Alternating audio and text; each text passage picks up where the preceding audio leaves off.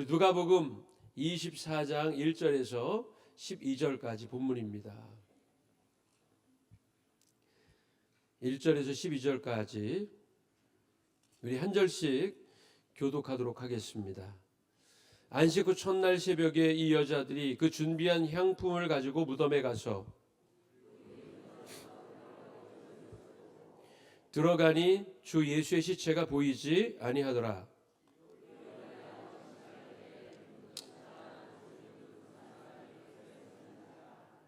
여자들이 두려워 얼굴을 땅에 대니 두 사람이 이르되 어찌하여 살아있는 자를 죽은 자 가운데서 찾느냐.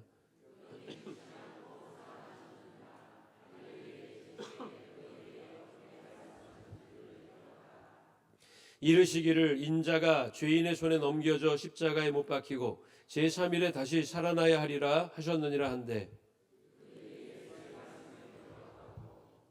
무덤에서 돌아가 이 모든 것을 11사도와 다른 모든 이에게 알리니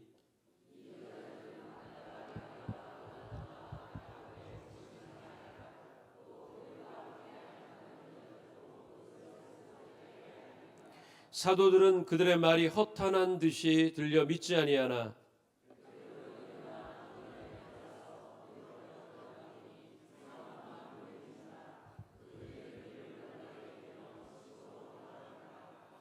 아멘. 예수님 부활하신 부활절입니다. 부활의 소망과 능력과 기쁨이 저와 여러분들 모두에게 충만하기를 원합니다. 우리 옆에 뒤에 분들 보시면서 함께 인사하겠습니다. 부활의 능력이 당신에게 충만하기를 원합니다. 반갑습니다. 사랑합니다. 부활의 능력이 당신에게 충만하기를 원합니다. 반갑습니다. 사랑합니다. 예수님은 금요일에 숨을 거두셨습니다. 십자가 위에서 말이지요. 아리마대 사람 요셉은 자기 소유의 무덤에 예수님의 시신을 장사합니다. 이제는 모든 것이 끝난 것처럼 보였어요. 그러나 안식 후 첫날 새벽에 아주 놀라운 일이 일어납니다.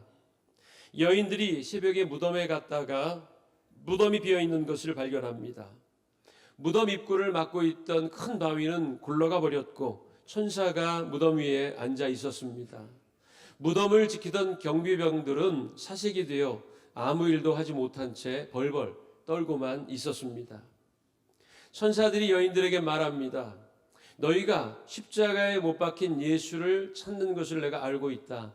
그러나 그분은 전에 말씀하시던 대로 여기 계시지 않고 다시 살아나셨다. 너희들은 이 사실을 제자들에게 가서 알리라. 여인들은 천사의 이야기를 듣고 제자들에게 뛰어가다가 부활하신 예수님을 만납니다. 이것이 부활절 아침의 풍경이지요. 예수님은 죽으셨으나 다시 살아나셨습니다. 이것을 확실히 믿습니까? 부활은 그저 신앙적 고백이 아니라 역사적 사실입니다. 예수님은 십자가에 죽으셨다가 무덤에 장사 지낸 지 사흘 만에 다시 육체로 살아나셨습니다. 이것을 믿는 신앙이 부활 신앙입니다. 부활에 관한 명언 몇 가지를 소개하자면 옥스퍼드 대학의 토마스 아놀드는 나는 지금까지 인류 역사를 통틀어 그리스도의 죽음과 부활에 대한 위대한 증거보다 더 공정하고 충분한 증거에 의해 입증된 사실을 보지 못했다고 했고 호주 신학자인 레온 모리스도 그리스도를 죽은 자 가운데서 살리신 권능이 우리 안에 역사하신다. 부활은 현재 진행형이다 라고 말했으며 영국 법률가인 에드워드 클라크 경은 법률가로서 나는 부활 사건에 관한 증거들을 오랫동안 연구했다. 부활의 증거는 결정적이다. 나는 법조계에서 일하면서 이와 비슷한 수준의 강력한 증거를 바탕으로 판결을 내려본 적이 없다. 명사들이 부활에 관하여서 확실한 믿음을 고백하고 있습니다. 예수님의 부활은 명백한 역사적 사실입니다. 바울은 고린도전서 15장 14절에서 이렇게 고백합니다. 그리스도께서 만일 다시 살아나지 못하셨으면 우리가 전파하는 것도 헛것이요 너희 믿음도 헛것이다. 바울은 원래 핍박자였습니다. 복음을 반대하던 자였어요. 그러나 부활하신 예수님을 만난 후 고린도후서 12장 5절에서 이렇게 고백합니다. 내가 이런 사람을 위하여 자랑하겠으나 나를 위하여는 약한 것들 외에 자랑하지 않겠다. 전에는 자기 학문과 지위와 권력을 자랑하고 드러내고 싶어 했습니다. 그러나 지금은 자기 연약함을 자랑한다고 고백합니다. 왜 그렇습니까? 나의 연약함을 통해 예수 그리스도의 부활의 능력이 더욱 강력하게 발현된다는 사실을 알았기 때문입니다. 고린도후서 12장 9절은 바울 고백의 백미입니다. 나에게 이르시기를 내 은혜가 내게 족하도다. 이는 내 능력이 약한 데서 온전하여 짐이라 하신지라. 그러므로 도리어 크게 기뻐함으로 나의 여러 약한 것들에 대하여 자랑하리니 이는 그리스도의 능력이 내게 머물게 하려 함이라. 할렐루야. 이전에 누리고 있었던 모든 좋은 것들을 다 잃어버렸어도 포기했어도 부활의 예수님을 만난 기쁨과 은혜가 더 크기에 후회하지 않는다고 말했습니다. 이렇게 부활의 예수님을 만난 사람은 누구나 변화됩니다. 그러나 여기 부활을 확신하지 못하고 의심하며 두려워하던 자들이 있는데 혹시 내 모습은 아닌지 한번 점검해 보시기 바랍니다. 첫 번째로 무덤문 앞에서 슬피 울던 막달라 마리아입니다. 막달라 마리아는 예수님의 시신에 바르려고 귀한 향품을 준비했습니다. 그리고 이런 새벽에 무덤을 찾아가죠. 그러나 예수님의 시신은 어디에도 보이지 않았습니다. 무덤은 텅 비어 있었습니다. 예수님의 시신을 누군가 훔쳐갔다고 생각한 마리아는 무덤문 앞에서 슬피 울고 있었어요. 이때 예수님은 여자여 어찌하여 울며 누구를 찾느냐고 물으십니다. 그러나 순간 마리아는 슬픔으로 눈이 가려져서 예수님인 줄 모릅니다. 동산지기인 줄 알았습니다. 그때 예수님은 마리아를 부르셨고 그제야 마리아는 알아보게 되었습니다. 슬픔이 깊으면 소망을 보지 못하는 법입니다. 빈 무덤만 바라보며 슬피 우는 자들이 되지 말아야 하겠습니다. 빈 무덤을 통해 영혼을 바라보고 소망의 주님을 발견하고 잃어버린 기쁨을 다시 찾는 삼양교회 성도들이 되십시오. 두 번째 사람들은 엠마오로 가던 두 제자입니다.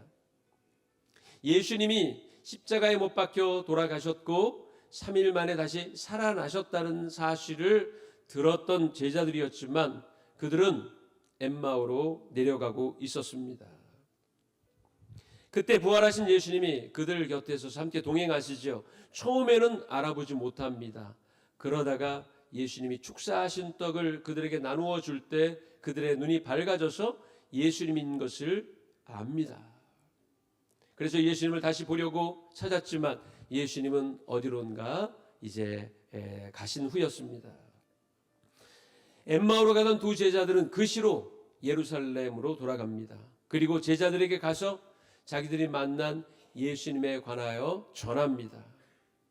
부활의 주님을 보기 전에는 만나기 전에는 엠마오로 내려가던 인생이 부활의 주님을 만난 후에는 예루살렘으로 올라가는 인생이 되었습니다. 여러분들도 영의 눈을 떠서 부활하신 예수님을 바라보시기 바랍니다. 그러면 나락으로 내려가던 여러분들의 인생이 영광으로 올라가는 것을 알게 될 것입니다.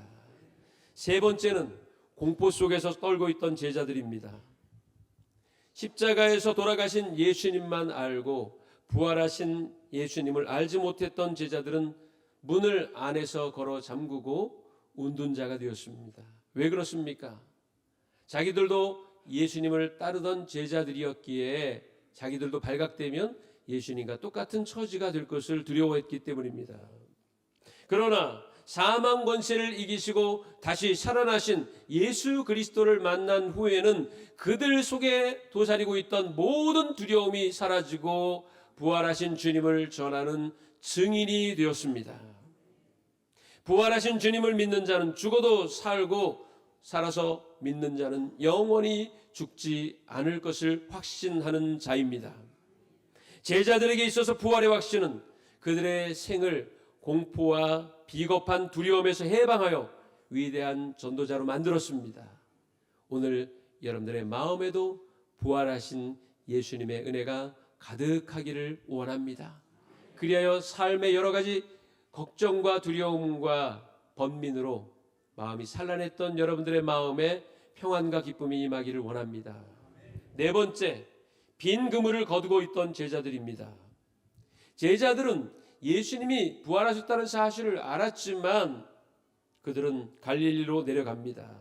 다시 옛 직업 찾아 고기를 잡으러 갈릴리로 간 겁니다. 왜 그렇습니까? 소명을 알지 못했기 때문이에요.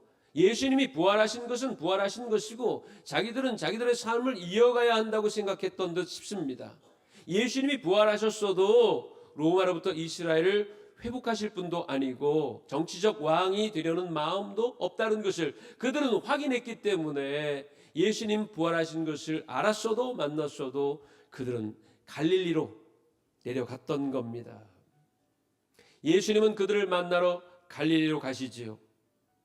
그리고 그들에게 평안을 빌어 주십니다. 부활하신 예수님의 음성을 들은 제자들은 그때 변화됩니다.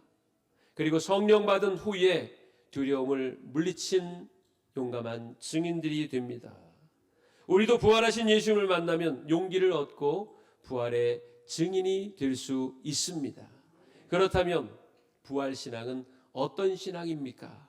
세 가지를 말씀을 드립니다. 부활신앙은 소망신앙입니다.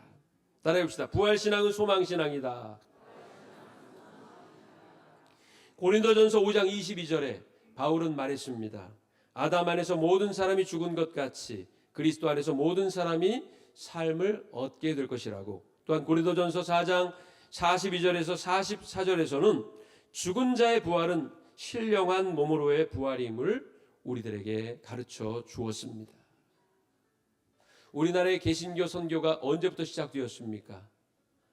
1885년 4월 5일 부활주일 아침에 장로교 선교사인 언더우드와 감리교 선교사인 아펜젤러가 손을 잡고 인천항에 내림으로 개신교 선교가 시작된 것입니다.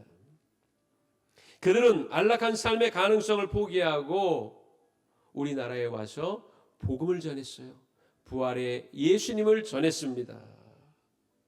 학교를 세워 글도 알지 못하는 사람들을 가르치고 부모를 잃고 비참하게 살아가는 고아들을 돌봤으며 병원을 설립하여 병자를 고치는 고귀한 일을 했습니다. 어떤 소망도 없던 구한말 우리 대한민국의 소망의 빛을 비추어 주었습니다. 지금 한국은 위기입니다. 총체적 부패와 타락의 온상이 되어가고 있는 듯 보입니다. 이 땅을 살릴 수 있는 방법은 오직 그리스도의 복음밖에는 없습니다. 부활하신 예수 그리스도의 능력밖에는 없습니다. 예수님이 주신 부활의 능력으로 여러분들의 삶의 자리에 소망을 선포하며 사시기를 바랍니다. 두 번째, 부활 신앙은 심판 신앙입니다. 요한복음 5장 29절에 보니까 선한 일을 행한 자는 생명의 부활로 악한 일을 행한 자는 심판의 부활로 나오게 될 거라고 말씀했습니다. 여러분 기억하실 겁니다. 예전에 큰 사회적 물의를 일으켰던 버닝썬 클럽 사건 기억할 겁니다. 온갖 비리와 추악한 범죄의 종합 선물 세트였습니다. 참 한숨이 절로 나오던 사건이었죠. 우리나라가 이렇게까지 되었는가? 우리나라의 현 주소를 알게 해주는 사건이었습니다. 제가 지난주에 해성교회를 방문해서 담임 목사님을 만났는데요. 자, 그 목사님이 그러시더군요. 이 일대가 현대판 소돔과 고모라라고. 버닝썬 사건이 바로 옆에서 일어난 거라고 그렇게 이야기를 해주시면서 우리 교회가 더욱 하나님 앞에 기도하고 능력을 구해야 할 이유가 여기 있다. 그렇게 말씀하셨습니다. 히브리서는 심판에 대해 이렇게 말합니다. 한 번 죽는 것은 사람에게 정해진 것이요 그 후에는 심판이 있다. 또한 바울은 장차 오셔서 우리를 심판하시고 상급을 주실 예수님에 대하여 이렇게 말합니다. 나는 선한 싸움을 싸우고 나의 달려갈 길을 마치고 믿음을 지켰으니 주께서 내게 면류관을 허락하실 것이다. 이렇게 고백했습니다. 예수님은 또한 사도 요한을 통해 이렇게 말씀하셨어요. 요한계시록 22장 12절 같이 읽어볼까요? 시작. 보라, 내가 속히 오리니 내가 줄 상이 내게 있어 각 사람에게 그가 행한 대로 갚아주리라.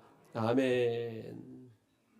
이렇듯 부활신앙은 장차 심판이 있음을 알고 책망이 아닌 칭찬을 얻기 위하여서 믿음으로 살아가야 한다는 결단을 우리에게 허락해 줍니다.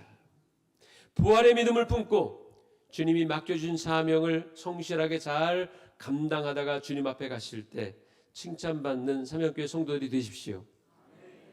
세 번째 마지막입니다. 따라해 봅시다. 부활신앙은 현재신앙이다. 아멘. 기독교는 2000년 전 이스라엘에서 십자가를 지시고 죽으신 후 다시 3일 만에 부활하신 예수님을 기념하는 종교가 아닙니다. 2000년 전 사건이 오늘 2000년이 지난 오늘 우리에게 어떻게 긍정적으로 영향력을 줄 수 있을 것인가가 중요합니다. 부활신앙은 그래서 단순히 미래적인 것만이 아니라 현실의 삶 가운데에 매 순간 나타나야 하는 것입니다. 여러분, 이단들이 주장하는 게 뭡니까? 극단적 시한부 종말론을 주장합니다. 현재의 삶에 대한 소망이 없으니 시한부 종말론과 같은 잘못된 사상에 빠지는 것입니다. 부활신앙이란 부활하신 주님이 2000년 전만이 아니라 2000년이 흐른 지금 현재에도 나와 함께 하신다는 믿음의 고백인 것입니다.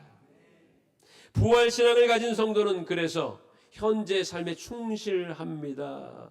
방종하지 않아요. 방탕하지 않습니다. 될 수 있으면 자신의 삶을 질서 있게 대하려고 노력하는 것이고 사랑하려고 노력하고 용서하려고 애쓰는 것입니다. 왜 그렇습니까? 예수님의 2000년 전 부활의 능력이 지금 현재 나의 삶에도 능력이 됨을 알기 때문입니다. 그래서 부활도 중요하지만 사실 더 중요한 건 부활 이후입니다. 부활 이후에, 즉 예수님의 부활을 경험한 이후에 나의 삶이 어떻게 변했는가? 여러분들, 부활하신 예수님을 만난 후에 긍정적인 변화를 이루시기를 원합니다. 예수님의 부활을 기억합시다. 그리고 그냥 기념하는 데서 끝나는 것이 아니라 예수 부활의 그 능력이 여러분들의 지금의 삶의 능력이 될 수 있기를 주님의 이름으로 간절히 축원합니다.